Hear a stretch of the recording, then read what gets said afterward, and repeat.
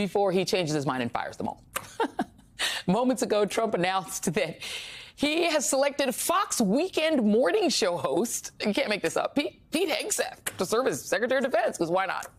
Trump has also reportedly landed on Florida Senator Marco Rubio as his Secretary of State, which will make him, Rubio, the first Latino to serve as America's first diplomat.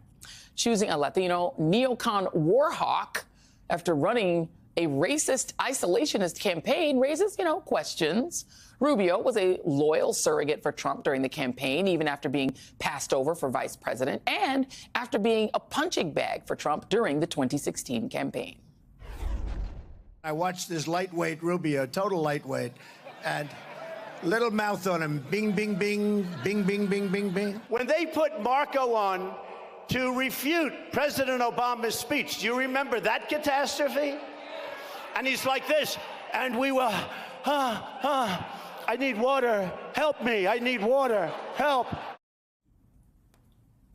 Oh, the world is looking at us like we're absolutely insane. I'm just saying that. Okay, but let's just dispel with this fiction that Donald Trump doesn't know what he's doing. Even there, he knows exactly what he's doing. And he's placing sycophancy and bending the knee as the most important prerequisites for jobs in his administration. It's really the only way that you can explain Trump choosing someone whose positions about you are as fickle as this. I don't understand why his hands are the size of someone who's 5'2". Have you seen his hands? They're like this. And you know what they say about men with small hands? I will never stop until we keep a con man from taking over the party of Reagan and the conservative movement. It is time to open our eyes. We cannot allow a con artist to get access to the nuclear codes of the United States of America. With Donald Trump back in the White House together, we will dream big again for this country. We will be a country that once again is proud of its history, excited about its future. I'm so sorry. Oh, God. Joining me now is David Jolly, who served in the House of Representatives as a Republican, but for some reason we can never figure out that we've been trying for years is no longer affiliated. No longer affiliated with them. I'm sorry. You just saw why. One of the main reasons. You just saw why. I'm so embarrassed. The whole world can see us, David. They can see us. They can see us. They see us. They're like, what is... They all fall in line. They all fall in line, Joy. Eventually, they all fall in line. Where is the dignity? How? Okay, in all seriousness, I'm sorry. I had a little laughing fit, and I apologize. I get laughing fits, and I can't stop. How does Rubio look going around the world when he's going, let's say, to Venezuela, and Trump is making a guy who's very hardcore on Venezuela, anti-Maduro, take the knee to Maduro, take the knee to Putin? That's the job. He's taken a job where he's just going to be humiliated. How long before he gets fired? I know, Joy. Ted Cruz should be thanking Marco Rubio because it shifts the spotlight to his bending of the knees this evening. Look, I think the telling sign was actually April of this year, I believe, when months after Ukraine needed that final aid package, or at least the latest aid package, Ukraine was begging for it, Democrats were begging for it, many Republicans were begging for it. Marco Rubio flipped on his previous position of being hawkish on Russia and actually voted against aid to Ukraine, waved the white flag, and basically said, I'm going to go along with President Trump's idea of just ceding territory to Vladimir Putin. The reason that's interesting is that was just before the Veep stakes started up and people were talking about Marco Rubio. So he clearly was falling in line for his own place of power and prominence. And then when he didn't get the Veep stakes, I guess this is the consolation prize. But to your point, I'm not sure the Secretary of State under Donald Trump has any power anyway. Donald Trump's going to run foreign policy on his Twitter account, and that's going to be the end of it. And then Rubio's going to have to back it up in front of the press, I suppose. And just humiliate. And look, are we surprised? His staff basically wrote the immigration reform bill during the Obama administration, and he voted against his own bill and turned on it because Rush Limbaugh yelled at him one time. So it's not, there's the old saying that you and I both know in Florida: if you're depending on Marco Rubio to save you, you're already dead. Let's go to the other cast of characters. It's like he's casting a ratchet TV show on Tubi. You've got Michael Waltz, his pick to be national security advisor.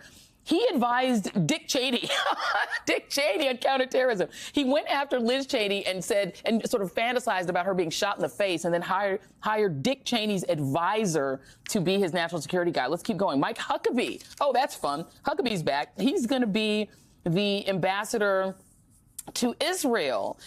His quote, he says, negotiating for the Palestinians is like trying to negotiate with the Nazis in World War II. You just don't. You beat them. You defeat them. You eradicate them. A lot of people voted for Trump because they were mad about Biden's foreign policy in Israel. Well, that's what it is now.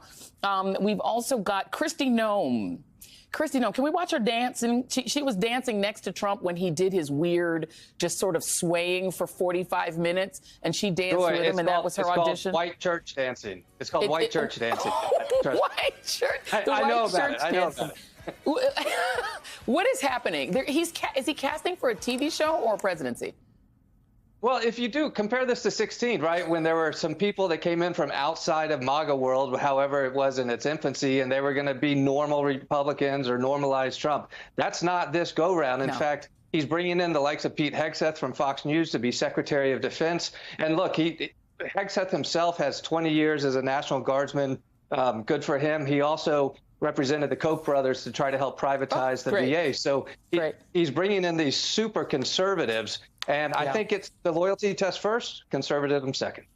And let's talk about what this is even the scariest, Elon Musk and Vivek Ramaswamy. Great, we're going to get to hear his voice again for however many years till he gets fired. They're going to lead something called the Department of Government Efficiency.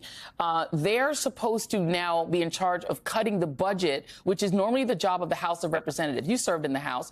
Doesn't the House have to be involved some way in creating a new government agency, or can Trump just whip one up on Twitter? No, Joy, that's right. I think Donald Trump's just handing out candy right now to his friends and family. Congress is required to establish federal departments to define the jurisdiction, to decide how it's appointed. Presidents can certainly appoint aides and non-congressional positions, but there will not be a Department of Government Efficiency without Congress, which actually raises the question, does Congress now just rubber stamp that in one of its next appropriations bill? And here's what it's going to be. This is your Project 2025 department. Yes. The Department of Government Efficiency by Ramaswamy and Elon, that's your Project 2025 department without the bad impressions that Heritage created during the campaign trail. Right. And I mean, the sort of irony is people are now mass Googling Project 2025 because now they want to know what it is. It's like, nah, man, Project 2025 is what your government is going to be. There are a few other people that we know are going to probably be there. I believe one of his lawyers, Alina Habba, might be his spokesperson. So essentially, it's everyone who did him a solid and danced for him, or as you say, white church danced for him, or danced around in a bedazzled jacket for him at the place where Puerto Rico was called a trash heap. That's how you get a job with Trump. Do you think any of these people last a year? I guess it's all a loyalty test, but probably not. We'll see some high-profile firings. I think all this culminates in Donald Trump setting up his own media platform, pushing Fox News, Newsmax, and OAN out of the way. And all these cast of characters that you will see with government responsibility now will have their television shows after in a Trump media platform, which should concern all of us, is whether or not the first priority of these appointments is actually somebody that can govern. I will say with Rubio, he's qualified. People can probably disagree with him. He's actually one of the more qualified picks. Kristi Noem maybe as an executive, but hopefully there's no dogs around the office at DHS. But this gets real quick when you start going down the trail here. Well, first of all, Trump hates dogs, so he won't have a dog. So then I guess that the White House is safe for pets, because Trump, it was Trump. He claimed the Haitians are eating pets. Kristi Noem shoots the pets, and that's actually true. That's like not even slagging her. It's real. Hey. The first investigation of the new DHS secretary will be in Springfield, Ohio. But we can probably count on that. Site visit. Lord help.